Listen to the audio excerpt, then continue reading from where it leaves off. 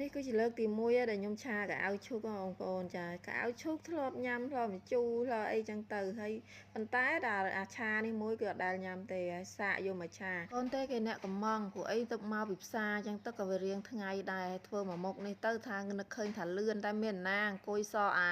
សបកកៅអៅឈូកនោះវារត់តែយូរអើយសែនយូរទៀតហើយគ្រឿងផ្សំឆាយើងមានអីទេមានខ្ទឹមសមានអីហ្នឹងមានម្ទេសចូលចិត្តម្ទេសដាក់ម្ទេសទៀតទៅ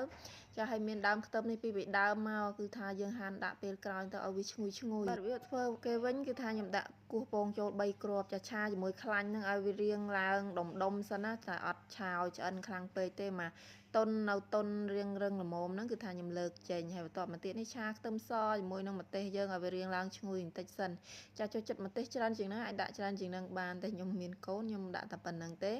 ចាឆាវាក្លិនឈ្ងុយចាក់អាវឈូកចូលហើយក៏ដាក់ទឹកត្រីចូលឲ្យហើយដែរដើម្បីឲ្យវាមានក្លិនឈ្ងុយហើយនឹងកុំឲ្យវាខ្លោចផងបងប្អូនចាំក្រែបថែមគ្រឿងតទៀតមានប៊ីចេងម្សៅស៊ុបរ៉ូឌីស្ករហើយនឹងប្រេងខ្យង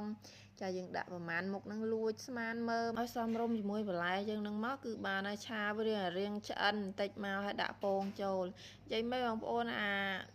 កៅអៅឈូកហ្នឹងដល់ពេលយើងឆាញ៉ាំអញ្ចឹងវារៀងច្របឆ្ងាញ់ហើយជាមួយនឹងពងខ្ទិះអញ្ចឹងទៀតអើយ